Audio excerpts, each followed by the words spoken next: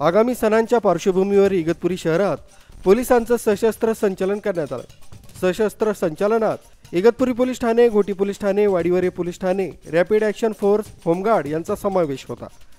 कायदा तसंच सुव्यवस्था अबाधित राखण्यासाठी पोलिसांचं हे सशस्त्र संचलन करण्यात आलं। कुठलाही अनुचित प्रकार घडू नये यासाठी 24 तास पोलीस तैनात असणार आहेत। दलाचे पोलीस अधीक्षक श्री बाळासाहेब पाटील सर, अपर पोलीस अधीक्षक श्री आदित्य मिरखेलकर सर आणि उपविभागीय पोलीस अधिकारी श्री खेडकर सर यांच्या मार्गदर्शनाप्रमाणे आणि नेतृत्वाखाली आज इगतपुरी शहरात रूट मार्चचे आयोजन केले होते।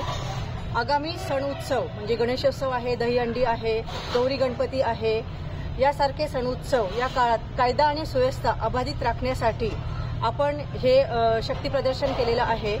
कोणताही अनुचित प्रकार घडणार नाही यात शंकाच नाहीये।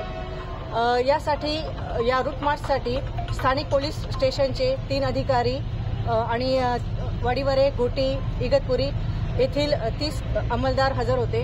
तसेच केंद्रीय राखीव पोलीस दलाचे 3 अधिकारी आणि 30 कर्मचारी हजर होते। तसेच 60 होमगार्ड या रूट मार्च करिता हजर होते। नितीन चांदवडकर, न्यूज 7 मराठी, इगतपुरी।